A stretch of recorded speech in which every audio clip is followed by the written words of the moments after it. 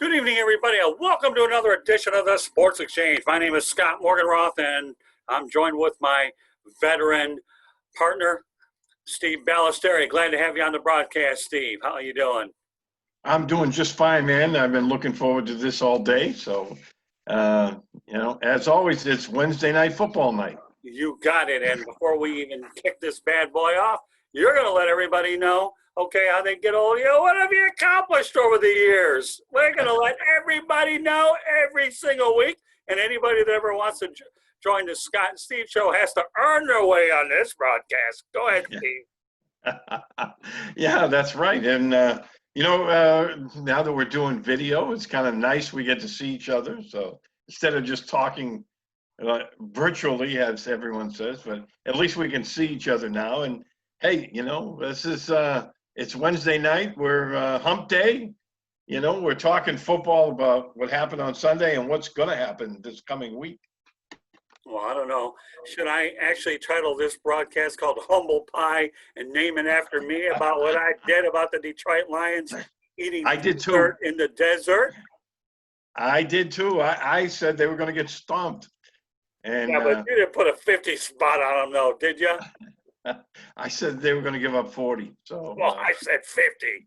So I'll take the worst end of the humble pie. You can take part of it, but I'll take a lot of it. Either way, we both didn't look very good on that prediction. But before we go into the games, as always, as customary on the broadcast, Steve, let everybody know what you're about, what you've done with your veterans. I love it when everybody listens to the program, but for an individual that's dealt with the military and the veterans, what you do to me is truly special. So please go out there and share it with everybody.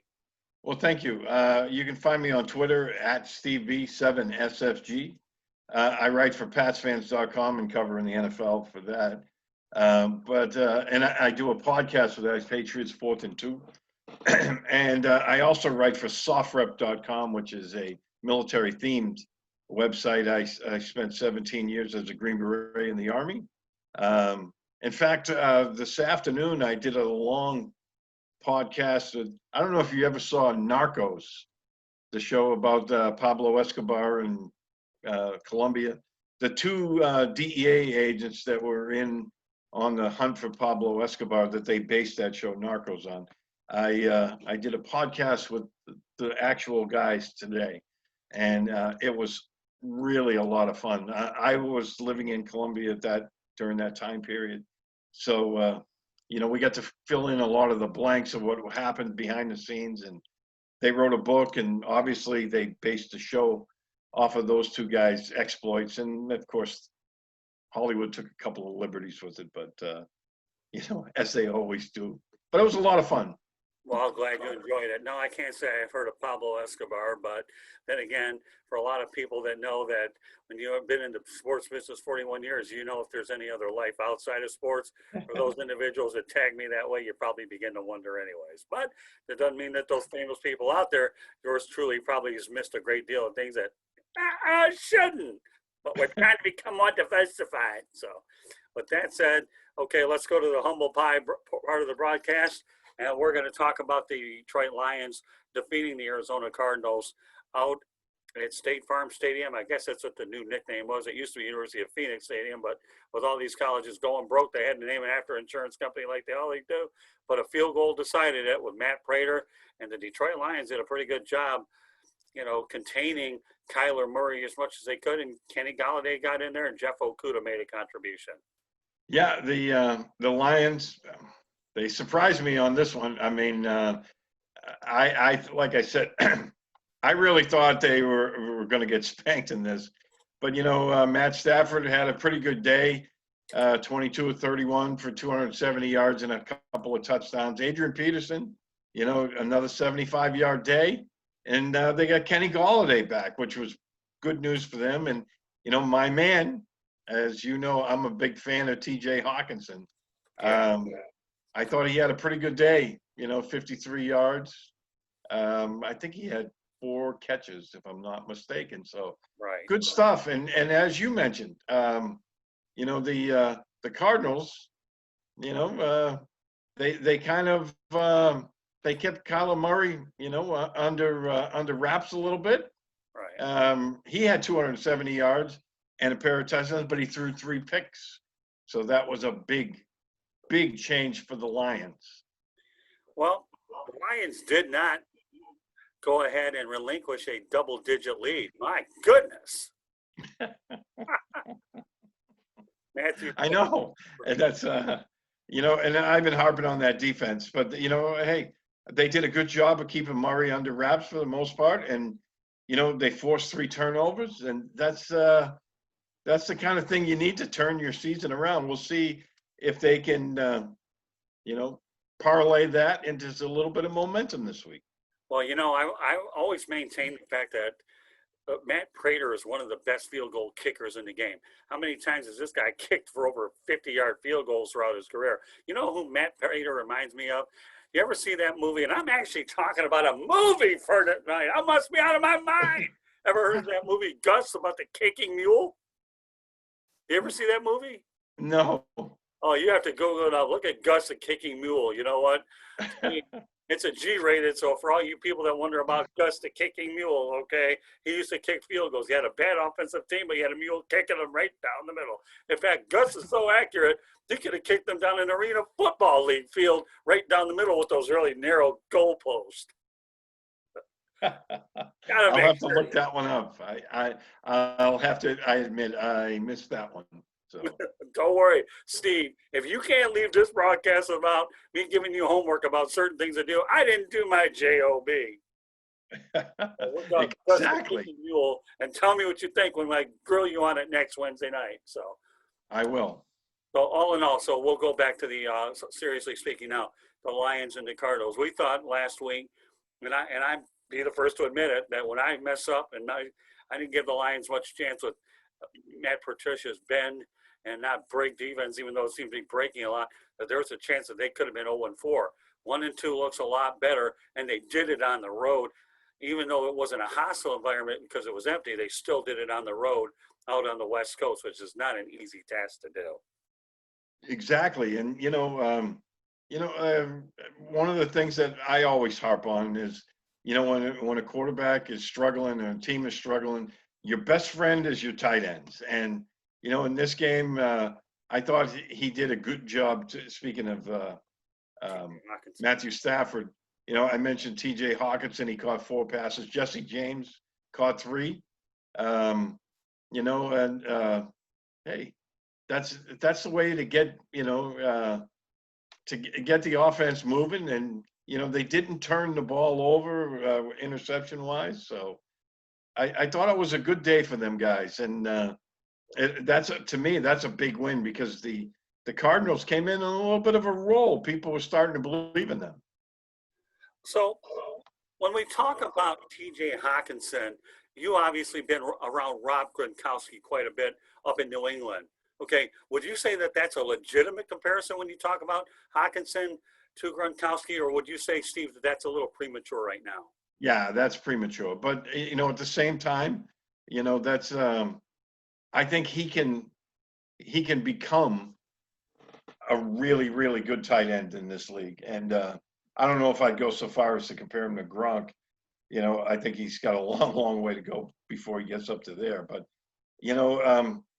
the more that I think Stafford trusts him and the more he gets him involved, I think the better it'll be because they have some good weapons here, especially now that Galladay's back and Marvin Jones, DeAndre Swift out of the backfield, and Danny Amendola. Amendola, the bigger, when he played for New England, the bigger the stakes, the better he played. Okay. Well, that's fair. And now he's a good target for Matt Stafford. I understand that DeAndre Swift had a pretty good catch in that football game, too. I think he'll get comfortable as time goes on. And I also read today that Adrian Peterson's going to be the lead back for the Lions. That doesn't surprise me at all. This guy, Steve, has a lot in the tank. I really believe that, the Lions, I don't care how old Adrian Peterson is, and if he's in pretty solid shape, and if he can be a safety valve for Matthew Stafford, he can make Stafford a whole lot better than he is, and that's what the Lions have lacked is a ground attack. Yeah, exactly. And the running game is also a quarterback's best friend. Because teams have to play you, they have to respect that run. And when you're running the ball effectively, they can't they can't lay back, and if they start to cheat up with their linebackers, you can throw it right over the top of them. So, and those, it's a well-known fact. 3rd and 2, 3rd and 3 are a lot easier to make these days, especially in this day and age with the passing game, than those 3rd and 5s, 3rd and 6s, and more. So that running game, they have Kerryon Johnson, Adrian Peterson. I mean, hey, Peterson, and you and I talked about this. Him and Frank Gore, I don't know what those guys are putting in their Wheaties, but whatever it is, the rest of us need to be doing the same thing. Those guys don't seem to age as like everyone else. I don't know. One would think that they're actually going back to the future. Why don't we make all these movie references in one day? Maybe one of these days we'll just get creative and talk about favorite movies like I do with all my good co-hosts. But it looks like to me, Frank Gore and Adrian Peterson are going back to the future because they certainly don't care about back to the past. Exactly. So with that said, we'll go from the State Farm Dome, so to speak, out in Arizona. I don't know what they call it, but the Dome/No Dome, to the Superdome in New Orleans, where the Green Bay Packers and the New Orleans Saints played a fine football game. 37-30 was the final. We knew going into this game, Steve, that two of the future Hall of Fame quarterbacks, and that game definitely lived up to expectation without a doubt. And I'll tell you what, I don't care who you throw Aaron Rodgers' way. He's going to make it work either way. Yeah, and Aaron Rodgers is off to a great start this year. He threw for 3 touchdowns, no interceptions. And the Packers look pretty good right now. Now, a lot of people are already questioning Drew Brees, and hey, to a degree, I mean, I thought he had a really solid game. He threw for almost 300 yards, 3 touchdowns, no picks, and they're missing, to me, one of the best wide receivers in the game. So I think writing off Drew Brees at this point is a little premature. No question about it. Yeah, I don't have to say much about this game. All I know is the Green Bay Packers played a heck of a football game in the air condition of the Superdome. They didn't need the frozen tundra of Lambeau Field, but they look good. And I'll tell you what, this is a team here that, to me, is a team of destiny. Just because you don't draft a wide receiver in the first round, or let alone draft, doesn't mean you can't find hidden gems during free agency, the undrafted free agents. And once upon a time, for all those individuals that are tuning in for the first time, Steve and I can remember when this draft was 12 to 18 rounds. So all these other players that are being signed as undrafted free agents, there's some good hidden gems. There really are. And I think that a lot of people should realize that, to me, don't panic just because you don't draft a guy. That doesn't mean a guy isn't hungry, that isn't going to make the team. Because, we both know this to begin with. You got a 53-man roster, and when you're looking at a sport that has a salary cap, 46 through 53, you're filling out the back end with special team guys and guys that can fill in, let alone the expanded taxi squad. So for those individuals that are panicking about drafting with the Packers, don't. Or I'll go back to what Aaron Rodgers said, relax. Exactly. There's a long way to go, but they're off to a great start. And if their offense obviously is going to be tough to stop, and if their defense continues to play well, this will be one of the teams in the Final Four, I think. Okay, well, we'll go on to the next game, probably the worst kept secret bowl. Okay, after all, they got 9 million bowl games in college. You might as well have a few of them in the pros. And what I mean by the best kept secret bowl is the fact that Chicago Bears beat the Atlanta Falcons, another team that can't stop anybody later. But they did it with a fellow by the name of Nick Foles. My goodness, Mitchell Trubisky done after 2.5 games. Nick Foles paid him a boatload of money. Okay, well, we'll call it is it the Nick Foles Bowl or the I Told You So Bowl? I don't know. I mean, we need the NCAA people. Help us out. What kind of a bowl game? Is it the I Told You So Bowl or the Nick Foles Bowl? You tell me. Meanwhile, Nick Foles is the starting quarterback for Chicago Bears. Nick Foles, and let me tell you what, I thought he looked really good. He led them back through 3 touchdowns. He did throw a pick, but he threw 3 touchdowns, brought them back. He's already been named the starter this coming week.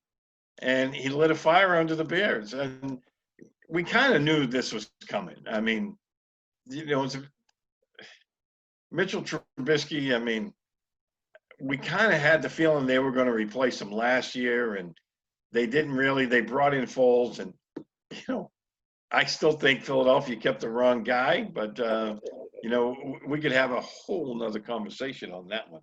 We might.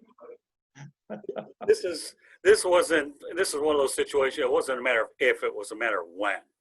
And we knew full well that Mitch Trubisky was under a short leash, and with Matt Nagy as the coach, the guy for whom Foles succeeded, you know, played well under in Kansas City. This was the biggest no-brainer inevitability that I've ever seen. Yeah, absolutely. And you know, I thought I thought it was something the Bears needed, and you know, Foles kind of injected some life into that team that was really sorely needed. And Atlanta, once again, I mean, you know, Atlanta's up what 20-10 in the in the fourth quarter, and then they give up 20 points. It's like we've seen this movie before, haven't we? Oh yeah, well, yeah, defensive coordinators that can't stop anybody at the end. Matt Patricia, Dan Quinn, who did take him to a Super Bowl appearance, but hasn't done a whole lot since that Super Bowl appearance. What is it about these defensive coordinators, though, Steve? That they're what are they managing 26 people instead of 53, and they can't focus on their strength on that side of the football? Exactly, and you know, some of the defenses are so far this year aren't looking really good. But you know, I think Dan Quinn is another guy that I know they gave him a new contract and all that, but I have to think he's on his seat's getting warm down there in Atlanta right now because that team does not look good. That game they blew against Dallas was absolutely. I mean, that was awful. I mean, you look at that. All they had to do was fall on the onside kick, and they sat there and watched it until it went 10 yards. And then, you know, now they give up 20 points in the fourth quarter to the Bears. I mean, I think Dan Quinn, his seat's getting warm. Okay, well, I'll tell you what, let's go to another game. We're going to go through the games. We'll go to like 5 or 6 of them. Then we have some really big stuff we want to talk about. Okay, first of all right, so let's go on to the Tennessee Titans, Minnesota Vikings. Boy, this was a damaging football game. Let's go first. Tennessee 31, Minnesota 30. The Vikings fall to 0-3. Who would have thought that? Although letting Diggs go didn't help either. But you know, the Vikings 0-3. This to me is something I never saw coming, Steve. No, I thought the Vikings were going to be a playoff team, and they're not looking like a playoff team right now. They're 0-3, and you know, I have my own reasons not to feel good about this one, and that's I'm watching Stephen Gostkowski kick 6 field goals for the Titans, you know, and I'm like, this is a guy the Patriots got rid of, and you know their kicking game is kind of shaky. Gostkowski was 6 of 6. His long was, I think, 55 or 56 yards in the game. So, you know, Tennessee, again, this is a team that's looking really good as well. They're 3-0. I'm still not a big fan of Ryan Tannehill, but he's playing well. And they have that punishing ground game. And, you know, it was just I thought it was a really obviously it was a really good football game. And, you know, if somebody was to tell me the Vikings would have been 0-3 at this point, I wouldn't have believed it. Yeah, I would be on the hungover Kool-Aid because I never saw that one coming either. But that's where it is. So, all right, Las Vegas loses to New England 36-20. Don't tell me the New England Patriots weren't mad after losing before. And the Raiders definitely are on the wrong end of a 16-point loss. I hear the game wasn't even as close as it looked. Well, you know, the Raiders actually dominated the first quarter. They were running the ball with Josh Jacobs, and they had the Patriots kind of on their heels, although the scoreboard didn't reflect that. It was like 3-0. You know, and they kind of dominated, but for some reason they got away from the running game, and you know, they kind of abandoned it a little bit, and when they were trying to throw, and it, you know, they kind of stalled, and then the Patriots weren't doing anything offensively. Cam Newton didn't have a good game. His timing was off. His accuracy was off. He made a couple of bad decisions in the game, threw an interception. And, you know, on the interception that he threw, he had a guy wide open for a touchdown because nobody covered the tight end going down the sideline. Yeah. He tried to force the ball into a really tight window. And, you know, he threw a pick. If he had looked beyond that, there was the tight end, nobody was covering. But anyway, in the second quarter, the Patriots got their ground game going. And then all of a sudden, the floodgates open, and all three backs started really chewing up the Raiders. I was about to say Oakland Raiders. I've got to get used to that Las Vegas thing. Oh, it'll take a while for all of us, so feel too bad. Yeah. But, yeah, they really started chewing up. They ended up with 250 yards on the ground. And, you know, they kind of dominated from that point on. Tennessee. Las Vegas scored a touchdown in kind of garbage time with about, 3 minutes to go. Made it a little bit more respectable. But, yeah, by the, midway through the fourth quarter, this one was way over by that point. And mind you, James White wasn't playing either, so you can only imagine what type of impact. Well, James White didn't play, but Rex Burkhead had a tremendous football game. Scored 3 touchdowns. He had 6 carries for 49 yards, and he had 7 catches for another 49 yards. And he scored 3 touchdowns, 2 rushing, 1 receiving. He had a tremendous football game, and the Raiders didn't have an answer for him, and Sony Michel was running the ball really well. He had 9 carries for 117 yards. But what really jump-started, Michel didn't run well in the early going. And then they went to the rookie, J.J. Taylor, was only 5'6".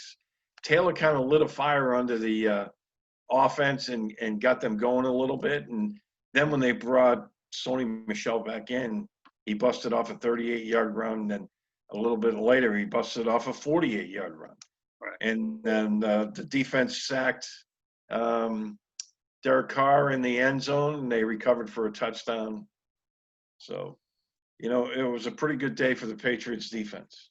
Yeah, well, our hearts still go up to James White and his family because what he went through is just completely tragic. Now, Yeah, his dad died in a car accident.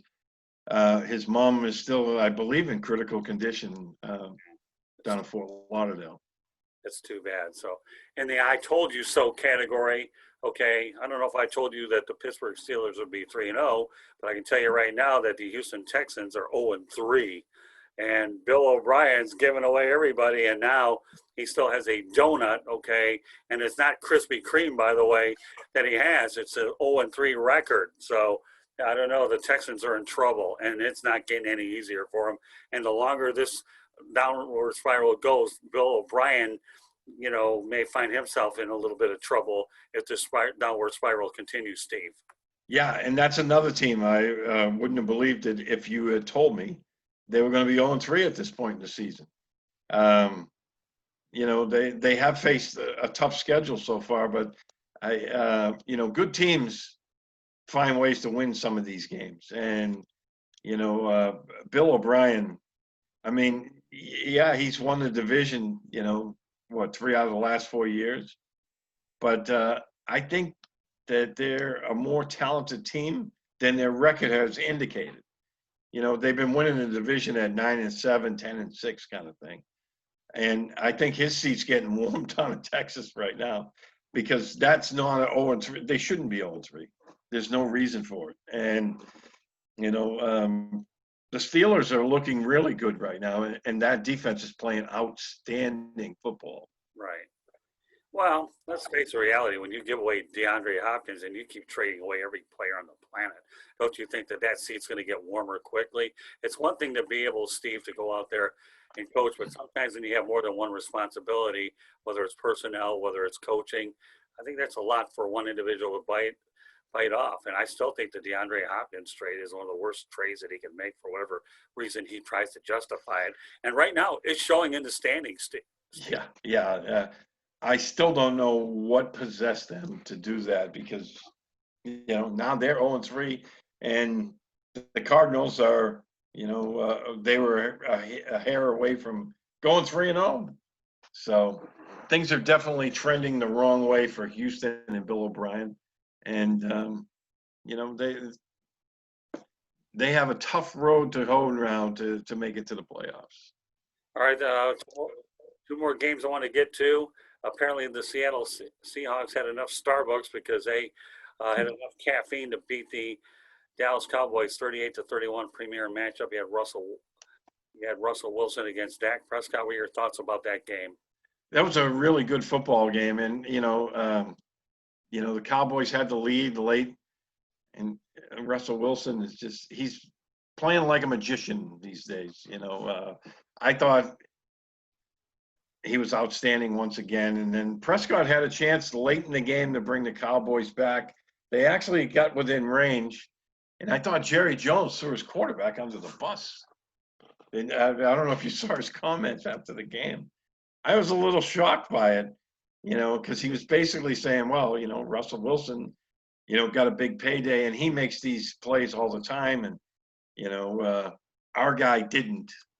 And I think, I have a hard time justifying that loss on Dak Prescott. Yeah, but Jerry Jones is looking for a way to use this in contract negotiations. I know the psychology that Jerry's trying to Oh, of course. build yourself a big play plan and be a billionaire for nothing. So he's probably telling Dak, you should have gotten the money when I offered it to you during COVID-19. And not to say that they won't work on an agreement unless Jerry isn't totally sold on Dak. But, bear in mind, we're not talking about soap operas like The Edge of Night. Okay, General Hospital, One Life to Live. We're talking about the Dallas Cowboys, a.k.a. America's team, which I never bought into that America's team business anyways. But as the Jerry world turns, I guess we'll come up with a new soap opera that probably hasn't already come. So don't worry, the caffeine isn't that bad tonight for me. Those are just the one-liners coming off in rapid fire. All right. With that said, okay, we'll go on to the Kansas City Chiefs and the Baltimore Ravens, okay? Oh, Oh, man. we have an Indian beating up on a bird. Wonder how that one sounds in the old analytical logic and philosophy. I don't know if I want to go that far because I'll have all the Indians taking shots at me and they'll probably run me off the air. But anyways, what are your observations about what happened out by the Inner Harbor with the Chiefs? I think the Ravens kind of poked the bear a little too much this week. I thought Kansas City, they came into the game 2-0, but I thought they kind of sleptwalked their way through those two games. I mean, they won both of them, absolutely. Patrick Mahomes brought them back against the Chargers, but they didn't look unbeatable, especially against the Chargers. That was a game they could have easily have lost. And then the Ravens started making a lot of noise, as they always do. I mean, that's their MO. And, they were talking about, well, we're the team that should have been there, and we're going to show them. And I thought it was like, this is a team that won the Super Bowl. And I think they poked the bear a little too much because I thought they were absolutely eviscerated by Patrick Mahomes, especially that first half. That came within 2 inches of being 34-10 at the half. Because right before the half, remember, Mahomes had a player wide open down in the end zone, and it just went off his fingertips. I think if that ball was maybe 2 or 3 inches closer, it's 34-10 at the half, and then the kicker ended up missing the field goal. But I thought Mahomes just tore them apart. And then their defense was very aggressive. They bottled up Lamar Jackson, and that's the one knock on the Ravens. If they get ahead with that running game and that punishing running game, they can wear teams down, and then their passing game is there. But that's not a team that's built to play from behind.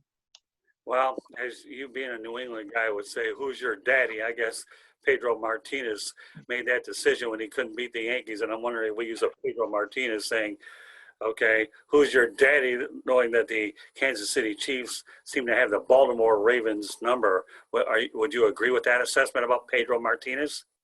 Yeah. Oh, yeah. And with the Chiefs, I think, the Chiefs are a bad matchup for the Ravens, and if they meet again in the playoffs, I actually picked Baltimore because I thought the Chiefs hadn't really played, a full 60-minute kind of Chiefs game that we saw last year. So I thought, well, in the early going, I think Baltimore might take this one at home. But I'll tell you what, if they meet in the playoffs, the Ravens are going to be hard pressed to stop that offense because they just have so much speed in that air raid type of offense. They spread everybody out. They have 4 guys running deep, and there's just speed all over the field. And then they use those guys who do those deep crossers, and it's almost impossible to stop. Well, if they meet in the playoffs, they're probably going to meet over at Arrowhead Stadium. Fans or no fans, the Kansas City Chiefs are awfully good at Arrowhead Stadium. I don't care. I've actually seen it there many, many years ago when there were fans. And I'll tell you what, everybody talks about how loud things can be over in Seattle, but go out there and see a game over at Arrowhead and tell me that the earplugs won't be in your ears, because they will be for sure. All right, so let's go on to some games this week, and then I want to bring up something that Gil Brandt brought up earlier that I saw on Twitter. Okay, we'll talk about the New Orleans Saints and the Detroit Lions. No, I'm not going to beat up on the Lions this bad. No, this game is at Ford Field. And if Matthew Stafford and the rest of that gang can go ahead and play as good a game as they did in Arizona, I'll give the Lions a puncher's chance to win this football game if they can show some balance on offense and do a capable job on defense. Where do you see, Steve, okay, the New Orleans Saints and the Detroit Lions game looking this week over at Ford Field? Yeah, and again, I think you hit the nail on the head. They have a puncher's chance in this one. They're playing at home. But the guy they got to stop is Alvin Kamara. Right. This guy's having a tremendous year. And without Michael Thomas there, I mean, he's their go-to guy. And, if they, I'm not saying stop him, because I don't know whether anyone would actually stop him per se. But if they can slow him down enough, I think they have a shot. I still like the Saints in this one. I think Drew Brees is, reports of his demise are a little premature. And as long as Kamara is still on the field playing the way he is, that's a tough offense to stop. Yeah, you know what? I don't know if I'm drinking the Arizona Kool-Aid on this, that I threw my hometown team under the bus. And again, everybody's had a reason for the last 60 some odd years to do it. But for some crazy reason, I don't even know why, I must be out of my mind, I'm going to give the Lions a 27-24 win in this game. And if I'm right, they're 2-2. If I'm wrong, Matt Patricia's closer to the door. So Yeah. and we'll see what the Lions. Well, if they beat the Saints, then that seat of his just cooled off quite a bit. Well, they'd be 2-2, and not that I'm a real math genius. I leave the math business to Fred Ebling, my father-in-law, who probably listens to these broadcasts. But the difference between 1-3 and 2-2 is a digit, a straight line, okay, as in one win, going north and south. But that said, okay, I applied for them, not upset at all that I didn't get approved for the Seattle Seahawks and the Miami Dolphins. Maybe my only chance of getting a Dolphins pass is if the Dolphins are bad. I don't care. I'm not worried about it during a full year. I expect to go to those fish games. But meanwhile, Seattle is coming to the East Coast to take on the Miami Dolphins. Will the Dolphins be competitive, or will they be closer to 2 a time here in South Florida? I think they'll be competitive because, the Seahawks defense has been struggling a bit. Well, they've been struggling quite a bit. And so I think that Ryan Fitzpatrick will be able to find some holes. They're going to move the ball. They're going to score some points. Whether or not they can stop Russell Wilson from scoring pretty much at will, I think that's going to be the big one. They need a extraordinary game out of their defense this week. And no one seemed to be able to stop Wilson yet. So I like I like Seattle in this one, but I think Miami will keep it. They'll keep it competitive. I think Fitzpatrick is playing loose. He's playing with house money. He knows he's not the long-term guy here, and he's just going out there having fun. And I think he's playing he's playing with a lot of confidence, really. And, um, I know that the players all really respect him. After the game last week, I was really surprised to see, one of the running backs, I think it was Gaskin, say that the players on offense all rushed to the meeting room during the week so they can sit next to Fitzy. That says a lot. And they've had 10 days to prepare for Seattle. So we'll see what Brian Flores can concoct here. But I still like Seattle in this one. I'll make sure to get all the transcripts so you know exactly what Brian Thank Flores you. is saying. So, yeah, Yeah. I'll go 37-21 in favor of the Seahawks. I will. Russell Wilson seems to be scoring 35 points plus every game. The only thing they can only hope for that DK Metcalf doesn't hot dog his way to the end zone like he did before. Although he did make that game-winning catch at the end, but that Yeah, it was a great catch. And he made up for his blunder there earlier in the game. had That's a learning point that I don't think he'll make that mistake again anytime soon. that had Leon Lett written all over it, didn't it? Oh, man. My goodness, how you and I can give a history lesson to those individuals that are watching this educational broadcast that we still enjoy every single week. But that said, we're going to go back to your team, the New England Patriots, and they get the Kansas City Chiefs at Arrowhead Stadium. All right, Yeah. you know more about it than I do. Educate everybody about what the Patriots' chances are against the Kansas City Chiefs. Well, I think that the Patriots have done a fairly good job of slowing down Patrick Mahomes when they faced him. They held him to 23 points last year. But that being said, I mean, their linebacking core is depleted this year. So it's going to be difficult. Now, the one thing the Patriots can do is, and the only way to really play this Chiefs offense is you have to play man up. You have to be physical with them at the line. And now, that being said, when you're playing that type of defense, you can give up the big play.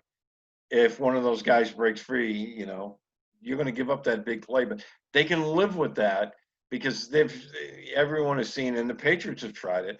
They tried playing zone, and when you play zone against Patrick Mahomes, he's going to eat you alive because you can't give those speedy receivers any kind of free release. Because if you give them a free release, they're gone. You won't cover them. So, the Patriots have the personnel to do that, but keeping Pat Mahomes under wraps for an entire game, as we've seen, that's not an easy task. So then it falls upon your offense. You have to control the ball and you have to score. It can't be. We talked about this on a podcast this afternoon. You can't have any field goals. When you get the ball, you have to control it 4 or 5 minutes down the field, and you have to score 6. You start kicking field goals, that's a recipe for having a long face and a long plane ride home. Yeah, no question about it. And in the case with the Patriots, as you alluded to throughout this broadcast and the other ones leading up to it, you know what? You better throw that ball to all your running backs and be able to go out there and get Amendola. I don't care whether you run the football or not. You throw the ball to your running backs. It's about winning the time of possession battle. And with me covering the Lions for many, many years, the only way that Barry Sanders ever got stopped in Chicago one time was when the Chicago Bears had dominated time of possession with 40 minutes and Barry Sanders couldn't get on the field. If Barry Sanders got on the field, he'd run and he'd run amok. But so whether you're throwing the ball, obviously, like you said, Julian Edelman has been a target that Cam Newton has grabbed to right away, and you can throw to all your running backs and every target on the planet. You've got to maintain time possession or you're in trouble, especially against a prolific offense like the Kansas City Chiefs for sure. So, but I like the Kansas City Chiefs owning I could see them winning by double digits. I'm not going to get too crazy with the score, but No, I think I think they're going to win comfortably this week. Yeah. Because those, like I said, the linebacking core is depleted. The Chiefs can run the ball now. And so, the Patriots will kind of dare them to run, and they'll be willing to give up that 5 and 6 yards without, by going to those lighter packages. I think Bill Belichick has shown that he's willing to do that if it keeps the Chiefs from airing the ball out down the field. But I just don't think the offense will be able to keep up this week. Hopefully, James White did return to practice today, which is a good sign. And Damian Harris, who everyone up here was really excited about, well, I should say up there, not up here anymore. He had a great preseason or training camp, I should say. And, a lot of people had him taking Sony Michel's job away from him. Then he broke his pinky right before the first game of the year. So he spent the first 3 games on IR. He's back at practice now as well. Very good. Okay, well, so let's go on to the Something's Got to Give Bowl. Call it the Winless Bowl. I can't wait to play around with this stat for the rest of this broadcast, but I got a lot of good stuff. The Minnesota Vikings take on the Houston Texans, the 0-3 Bowl. My goodness, who would have thought that a matchup with Deshaun Watson and Kirk Cousins would where the 2 quarterbacks would be 0-6 combined, with Mike Zimmer as your coach and Bill O'Brien. This one certainly didn't look like both would be 0-6, but nevertheless, the 0-3 Bowl takes place out in Houston. Yeah, I've been going back and forth with this one since I saw it on the schedule this week. I think I'm going to go with the Texans on this one. Okay. I'm thinking at home. I think they're going to get a fire lit under them, even though, again, there's not going to be any people there. But I think, being at home, I think, we'll get a big game out of their defense this week. Maybe J.J. Watt will make something happen. And I like Deshaun Watson. I really do. I still don't know why they traded Nuke. I don't get it. I don't know. I think that might be the difference for them being, 0-3 and possibly 3-0. Well, to be honest with you, I think solving the Rubik's Cube would be a lot easier than trying to figure out why they go out there and traded DeAndre Hopkins. Yeah. You have a Rubik's Cube at home? I do not. I don't know. When we get out to your neck of the woods, maybe both of us can go out there after we have our cheese curds over at Culver's and find Rubik's Cubes and try to figure out half these moves that are being made in the NFL. Yeah. I'm not smart enough to go figure it out, so I don't know. Go figure. But yeah, you know what, Steve, I'm going to go with Houston, Deshaun Watson.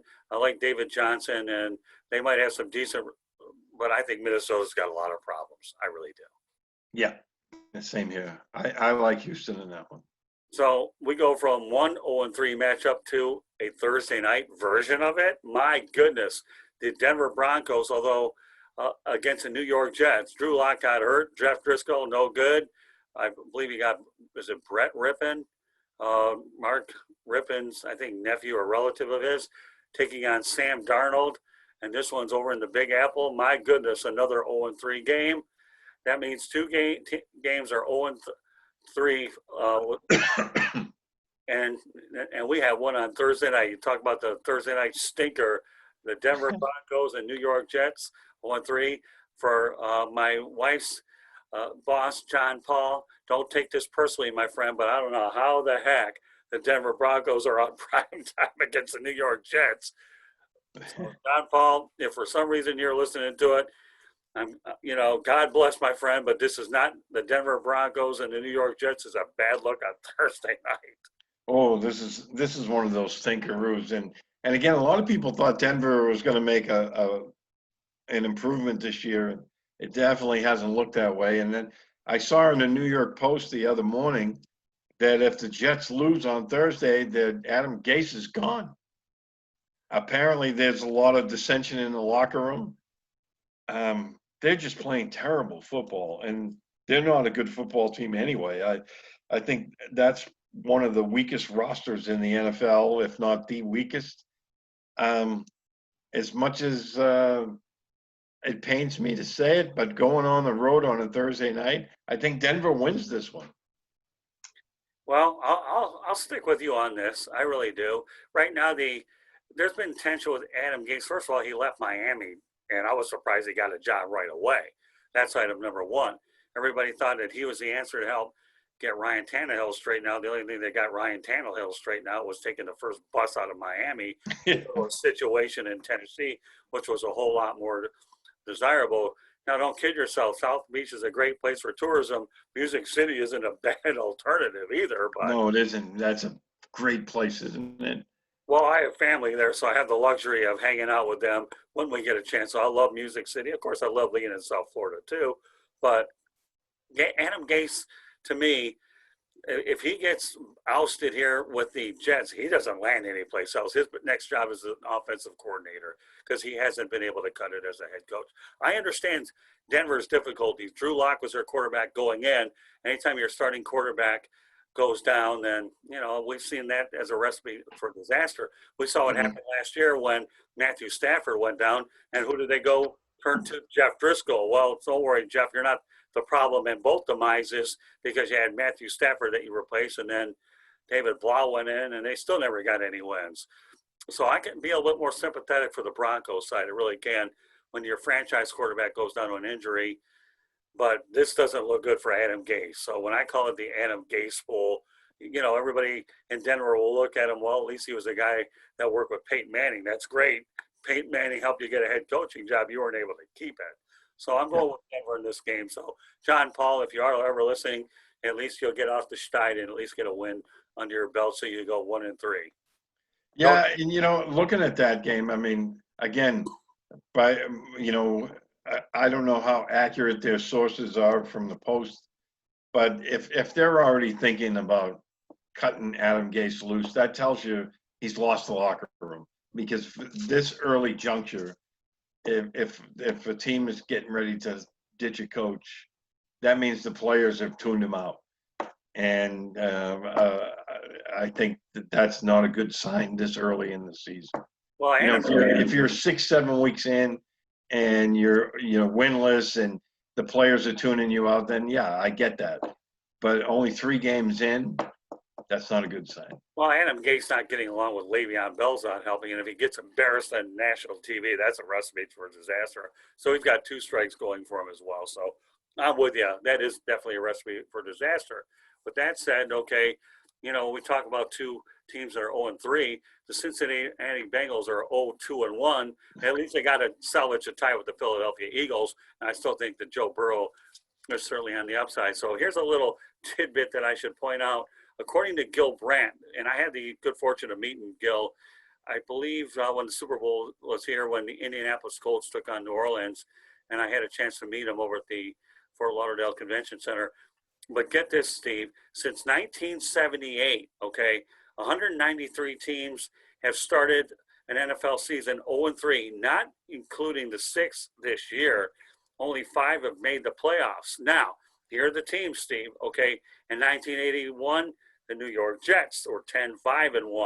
1992, the San Diego Chargers, and yes, they were the San Diego Chargers. We couldn't get this one wrong if we tried to. They were 11-5.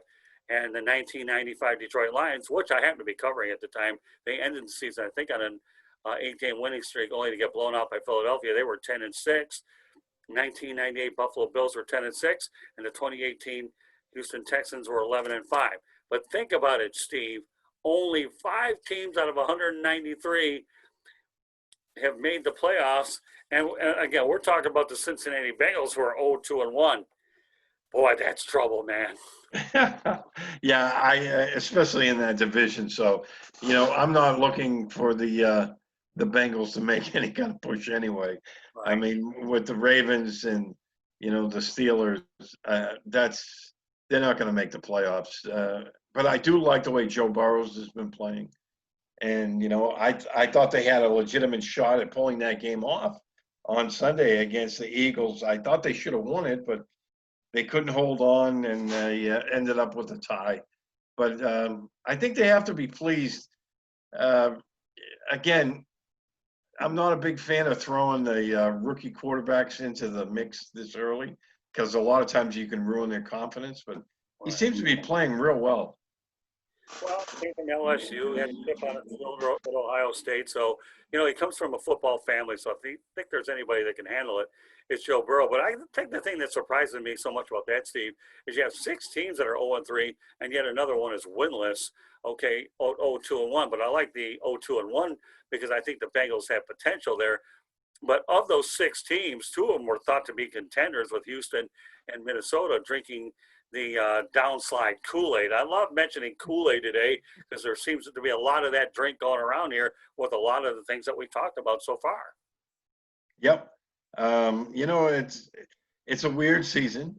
You know, this whole year has been crazy, you know, with the COVID-19, and then the Tennessee Titans, you know, it broke that their game with Pittsburgh is postponed, you know, because of the COVID, and they have, what was it, 8 guys, Right. 3 players and 5 front office people, you know, have come up positive. So, you know, it's a weird year, and I think some teams have handled it much better. Mm-hmm. And you know, with veteran teams who've been together longer, you would think with coaches like a, you know, Minnesota, like a Houston, you would have assumed that they would have handled this better, and it doesn't seem like it, does it? Yeah, let's go with that point. I'm glad you brought that up. So we're going to go into it further. The Tennessee Titans Pittsburgh Steelers game has been postponed following the virus test. So they're talking about a Monday, Tuesday, and Mike Vrabel said that there's really nobody to blame. And you know what? For some reason or another, Steve, I actually believe him because, you know, we all thought at some point the NFL would run into this problem. Well, they've handled it quite well so far. This is a virus that you got to take seriously. And if they've been able to get at least 3 weeks in, I think they're doing a pretty good job. But I do believe that Mike Vrabel's right. You know, there's nobody to blame for it right now. There really isn't. You know, this virus here hit Major League Baseball. The only 2 sports that have really handled it brilliantly. The NHL has crowned a champion, the Tampa Bay Lightning. Congratulations to the Lightning. And of course, the NBA is about to crown one with the Miami Heat taking on the LA Lakers as we speak tonight. So, you know, the NFL's handled it well. So do you agree with Mike Vrabel that right now, up to this point, nobody is to blame with the... Yeah, I mean, unless something comes out that they were blatantly not following the procedures. I mean, I read this afternoon that, you know, their linebacker coach came down with a positive test on Saturday, and, you know, Vrabel didn't bring him to the football game. They immediately quarantined him, but, you know, none of the other people had tested positive at that point. Right. So, you know, who knows where, you know, the contamination, I guess you could say, you know, where the sickness came from. So it could have come from anywhere, and you know, they'll keep up with what's going on. I think we knew that this was going to happen sooner or later, and no, I can't. I'm not blaming anyone. I mean, if it comes out later on that the Titans weren't following the procedures the way the league said, then yeah, I would hold their feet to the fire with this, and I would fine them heavily for that. But there seems to be none of that. Okay, well, I got a couple other points that we're going to get to. That being the NFL is threatening now to strip draft picks if coaches don't follow mass protocols. Well, you know what? You're not going to nail them in the pocketbook. These guys are millionaires. So you want to really get a team badly? Well, take away their draft choices of capital. How many undrafted free agents you going to have out there? You need the draft picks.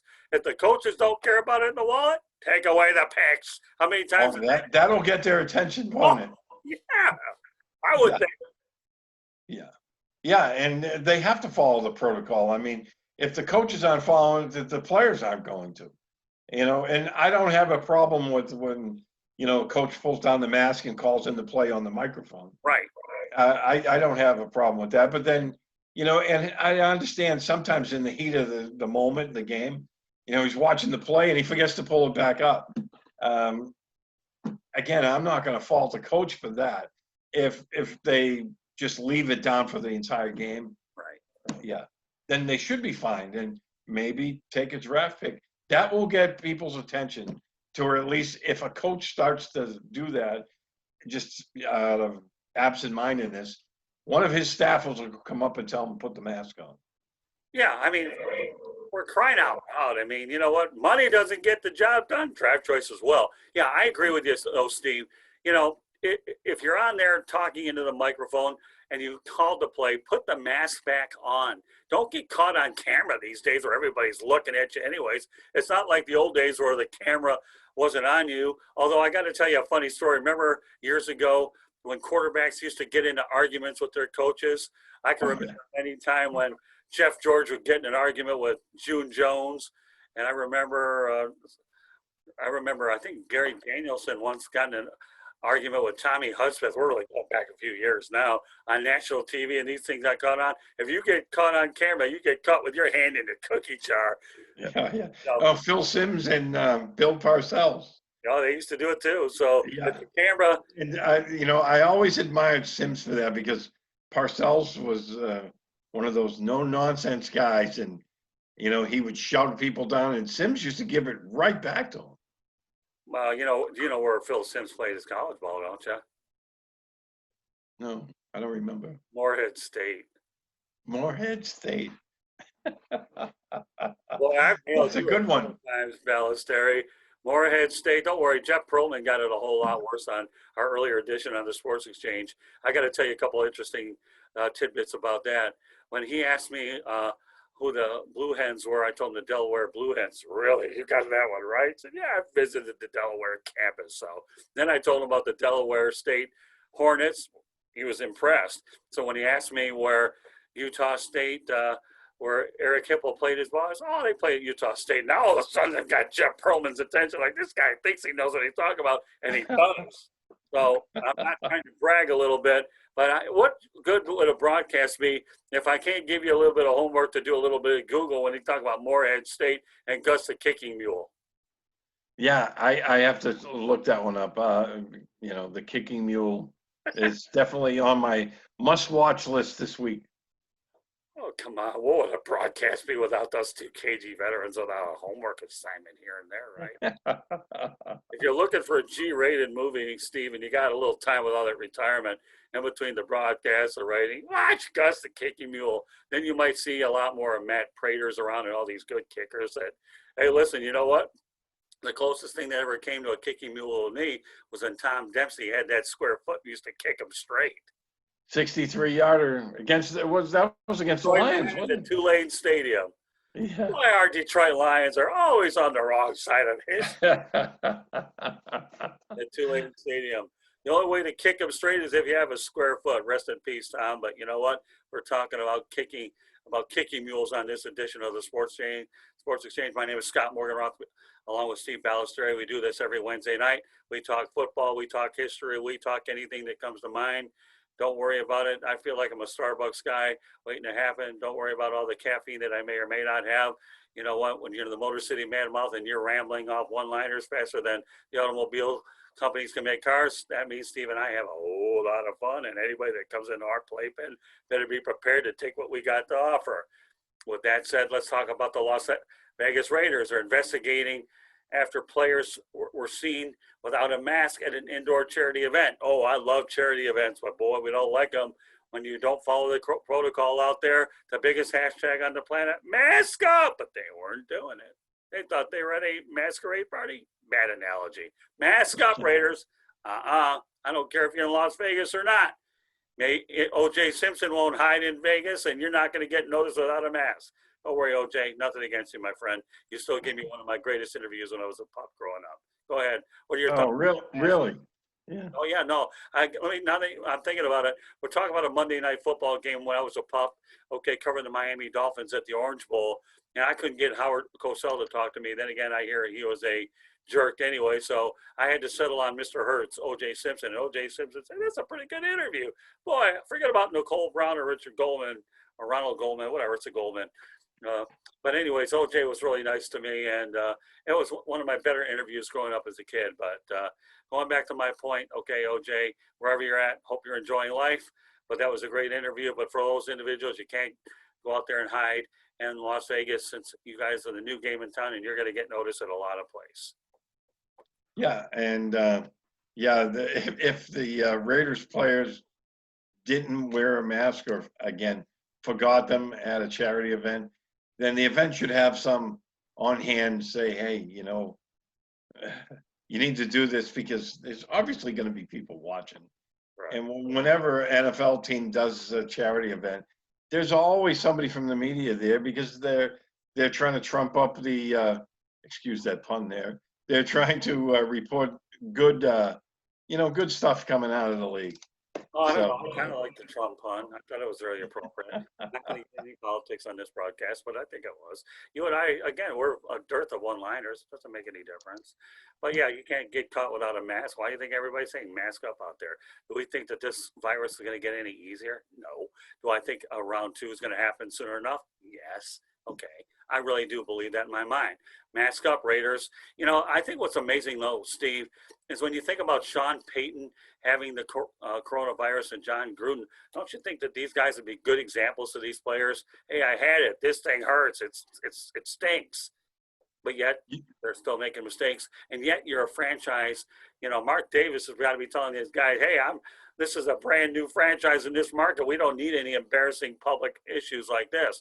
I realize it's a fun town, but we don't need to take it to that extreme where it makes us look bad. And the last thing the Raiders need to be doing now is missing any games, because I don't know where there's a lot of room to continue to have these games unless you plan to play them in the middle of the week, because I have a feeling that you may be seeing Monday and Tuesday night football or Wednesday night football at the rate we're going. I don't know how else you reschedule these things. yeah, I mean, they're talking Monday or Tuesday for the Titans and the Steelers, and we'll have to see how that plays out. But yeah, the players got to follow the protocol because you're not dealing with a couple of people. You're dealing with 53 players. Then you got all your coaches and your front office staff and the training staff, and I mean, there's a lot of people every week involved with this, so they have to do it. There's no excuse not to. And don't forget your taxi squad too. You have 16 people on the taxi squad as well. You got practice players, so everybody better be careful. This isn't the type of virus that you take lightly. If you do, it can kill you. It really can. I know that we keep saying it. We may be a broken record, Steve. I don't apologize for us being a broken record, reinforcing the obvious message that needs to be out there, because evidently nobody's really getting it. And I'm not really comfortable that our state of Florida is on phase 3. I think that's a little premature. I really do. I know you haven't been here long enough, but I think you're well aware that we're in a state here where, that's heavily dependent on tourism. I get that. I mean, we'll accept it. I'll still continue to do the conservative things I need to do. But guys, take this corona thing seriously, guys and gals, because it is dangerous. Nobody is out of the woods yet. No, not at all. And, that's a big thing. I mean, down here in Southwest Florida, everyone's supposed to be wearing masks in shopping malls and the stores and all that. And I'd say at least a third of them aren't. Well, you know what I've learned, and my wife and I really practice this quite a bit, is when we go to restaurants, Steve, what we like to do is we like to go when they first open up. There's no people there anyhow. I'm going to go ahead and have my splurge. I'll do it right out of no people or less people. And then I could burn my calories off a little earlier. That doesn't hurt any either. When we go to places like Walmart, we like to get there right when it opens up early in the morning. Get in, get out. And besides, I can get on my Diet Mountain Dew before everybody steals it by the end of the day. If that didn't get enough, I'll wipe out the Diet Pepsi or the Diet Coke. So Yeah. I like to get to these crowded places really early, because you know what? I don't know how comfortable I am going to feel for a while, Steve. I really don't. I don't know about you, but to me, it's a lot easier to play it safe than it is to deal with the face the music, going to the hospital and deal with medical bills and put your loved ones in a very tough situation that could completely be averted. So is there anything else you want to add on tonight's broadcast, Steve, that I may have overlooked? Well, I think, it was a very interesting week. We don't have the greatest of Thursday night games, as you said, to kick this week off, but I think Sunday slate is going to be intriguing. I think we have some great football coming up, and we're already at the quarter mark of the season. Yeah. Sunday will be the quarter mark. Yeah. Hard to believe. And I'll be watching it in a sports bar. My wife's game is on Monday night, so all I have to do is go get the early game out of the way. So, hey, at some point I'll be covering NFL games full time. I realize the one thing that we have to deal with nowadays is the fact that the press box is much further below capacity. And I get it. I have no problem with it at all. And when the time comes and it's safe, let me tell you, we both know that PR staffs want those press boxes full. They really, really do. But by the same token, the NFL mandates these changes, and I think a lot of them are out of the control. So, I enjoy all the information that the Miami Dolphins, the Jacksonville Jaguars, and the Detroit Lions send us. I always feel like we can stay ahead of things with all the information, and we're very grateful for what they do so that I can forward it on to the people that really need it. So, God bless all these organizations. They're trying really hard. And, we just have to make the best of a very difficult situation. That's what we have to do. And that's exactly what we're going to do week in and week out. All I know is there are some things I enjoy doing. I enjoy doing 8 to 10, 12 broadcasts, whatever I can crank out every week, because I believe that everything we do, when I surround myself with the best people on the planet, makes all the difference. And it makes what we do a whole lot more fun. So, I appreciate everything we do together, and hey, we got a lot more to do. So I'd like to fire everybody up. So before we close out the broadcast, since we're talking about Thursday night games, what were your thoughts about the Miami Dolphins Jacksonville Jaguars game last Thursday night? I thought it was a great game. I thought Fitzpatrick, and you and I have talked about it on this show. He's very streaky. And when he gets on one of those hot streaks, he's in that upper tier of quarterbacks when he's hot. But he can sink to, as we've seen also in the past, very, very low. But I thought he had a tremendous game last week. And, where I think, the Jacksonville quarterback kind of took a little shot at him before the game when they were talking beards and mustaches. And he basically said he was really, really old. And I think Fitzy took that to heart, and he came out, played a great game, and then mentioned it afterwards in his interview. So I thought it was a really good football game. I thought that Miami came out of that with a lot of positives. I thought they played really, really well. And, I think that's a team that's trending in the right direction. I really do. I like the moves they've made, and I think they're going to be getting better as we go along. I think so too. Jacksonville's still trying to figure themselves out. They're one of the youngest teams in the National Football League. So again, this is a year where we talked about people being on the hot seat. Dave Colwell and Doug Marrone certainly are going to be heavily scrutinized, whether it's fair to let them go after this year during a rebuild or not. Shad Khan's a very patient owner. Time will see what happens.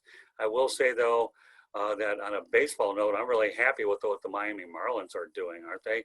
They beat the Chicago Cubs at 5-1. I hope that Starling Marte's not hurt. I know that he injured his pinky finger being hit by a pitch with it. You want to talk about a team with a lot of resiliency. Don Mattingly is one of the best managers I can only imagine that he deserves my vote for manager of the year. What they've done using 61 players this year with about 174 roster moves to be able to make it to the playoffs with a 31-29 mark in an abbreviated season, to me, you know what, I don't really get sentimental rooting for a lot of teams. I try to be as objective as I can. But I'll tell you, being around the Miami Marlins situation, I can only hope and pray and root for the Marlins as hard as I can, because they've been a very great inspirational story in the sports world, knowing what they've overcome despite all the corona. When you think about all the things that they had to do during their issues about players throwing balls into mattresses and staying warmed up, and the resiliency on this team is to me like nothing I've ever seen in my years of covering sports. So kudos to the Marlins. I hope we can keep it going, and of course, congratulations to the Tampa Bay Lightning. And we'll see what happens with the Miami Heat against the Lakers. That figures to be a really good series as LeBron James attempts to defeat the team that he led to a championship. And Jimmy Butler, to me, is one of the most underrated players on the planet. So anything you want to close out here on the broadcast, Steve? No, and I just wanted to say I thank you once again. It's always a pleasure doing this. I look forward to it all week. And, when I'm watching the games on Sunday, I'm already making notes on, this will probably be a talking point for us when we do the podcast. Because, when I do a Patriots podcast, it's usually I'm only looking at the game that they just played, and then I'm looking ahead, at the next one. We don't get into a lot of other NFL news on those. So I look forward to these because we can talk about the league overall. I don't put any time limit on you and I. But you know, I may be too old school for my own sake, so bear with me on this, Steve. I don't look at these as podcasts. I look at them at it as broadcasts. Come on, man. I'm a 70s and 80s guy. I understand the word podcast as they come in, but I refuse to get used to that word. I am a broadcaster, and I always have been. I will be in heaven or wherever the man upstairs takes me, although he has to take me somewhere up at Wisconsin Memorial Gardens because they'll put me in one of them mausoleum things, museum, whatever the heck you call those things. So I'll be one. They'll bury me with a microphone and my cat Maverick, and I'll still be rambling off one-liners so those people upstairs will listen, although we'll try to put it off for quite a while, but at any rate. So we're at the point of the broadcast, Steve Balestrieri, that you're going to give everybody a lot of details about how they're going to get a hold of you in every way, shape, or form, from Twitter all the way to whatever. Take it away. All right. Again, you can follow me on Twitter at SteveB7SFG. I write for PatsFans.com. I also write for SoftRep Radio and SoftRep.com. I do podcasts for each of those, one called Patriots 4th and 2, SoftRep Radio. I also do another podcast, One Patriot Place. My buddy Thomas Murphy was listening to our show here last week, and he said, you didn't mention the One Patriot Place, and I do that with him. Yeah, I'm looking forward to this week. I'm looking at some history stuff I'm doing on the military side of the house. And I'm looking for some great football this weekend. You know, the Patriots are playing the Chiefs, who look really, really strong right now. So I'm really intrigued to see if they can slow them down just at least a little bit, enough to make it a football game. Well, you tell Murphy, okay, that if he wants to join this party on Wednesday night, he's got an invitation from me and you. We'll bring him in here. I'm doing this broadcast. I got to tell you something pretty cool on Tuesday night. I have Ron Renzi, one of my attorneys, and another guy, Joe Littman from the Coral Springs Chamber of Commerce. We do one on Tuesday nights. We'll bring anybody into our party if they want to shoot the breeze and have some fun. You tell Mr. Murphy that anytime he wants to come on this broadcast, that he definitely has an open invitation with me.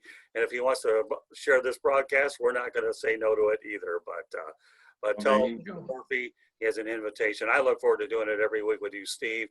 I really, really do. And I'm glad that I keep you thinking. Of course, what would be a normal night be without giving you a couple homework assignments? So make sure you go out there and check on Gus the Mule and the other homework assignment that I gave you. But that said, okay, folks, you want to follow us here, the audio side, you can do so with Apple Podcasts, Spreaker, Spotify, iHeartRadio, Google Podcasts, or wherever you get your podcasts. And I have to use the word because that's what we're supposed to do. I mean, I gotta like it, but I'm doing it. Talking too fast, like everybody seems to think I do. Anyways, I'll give you an audio replay. Apple Podcasts, Spreaker, Spotify, iHeartRadio, Google Podcasts, or wherever you get your podcasts.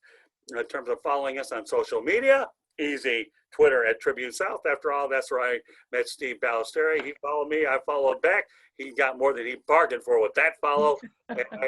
And I'm glad that he's able to utilize that Twitter account to get all the information I'm feeding him so he can make him smarter on these broadcasts and with whatever stuff he does. With that said, give you a repeat on the Twitter, at Tribune South, gets it done. Facebook and Instagram, South Florida Tribune, that gets it done. Otherwise known with the 3 in a row, we call it a hockey hat trick, but we'll call it a social media hat trick. And if that isn't good enough, you can subscribe to our YouTube channel for free, South Florida Tribune. And then our website's www.southfloridatribune.com. You'll find all of our content on there, both through our media distribution partners, our columnists, as well as our broadcasts. And we also have a section on there for Motor City Monitor, where I like to go ahead and keep tabs on my hometown teams as well. So for all you Detroiters out there, Michigan transplants, we're your source for Motor City information. You can email us at southfloridatribune@gmail.com. And you can also connect with me on LinkedIn, Scott Morganroth. No, I don't have the Motor City Madmouth on that. I don't think that LinkedIn would frown upon that, but you can find Motor City Madmouth practically anywhere, although I don't think they like it on Twitter, but Facebook is nice about it. So any thoughts there, Steve? Yeah, I'm also on Instagram, although I never use it. My boss for the military side of the house is always after me to post my stories on Instagram. I don't really use it. There's more pictures of my dog, my bulldog, on my Instagram account than my links to stories on there. But I guess That's something I need to start doing more of. Well, I'll have to do it. I'll have to figure out how to screenshot this stuff on Instagram. So I don't know. I'm definitely a WIP on Instagram, work in progress. Okay. So for all That's you it. people that are looking for WIP, work in progress, or uh, MTA, great minds think alike. There you go. So those are little nuggets for the night, along with. So on behalf of Steve Balestrieri, my name is Scott Morgan, Motor City Madmouth, and our special guest tonight is Gus, the Kicking Mule. Looking forward to having you joining us on the next edition of the Sports Exchange. So have a great football week, and we'll make sure we bombard you with a lot of entertainment and good news for next week. Enjoy your football week, everybody. From Scott Morgan, Motor City Madmouth, and Steve, my KG veteran, good friend from the New England area, transplanted New York. We'll catch you over at Culver's, eating the cheese curds at a date to be determined. Good night, Steve. We'll catch you next week here from the Sports Exchange. And everybody out there, mask up, be safe. Don't take this COVID-19 seriously, or you'll be in deep trouble. Good night, everybody.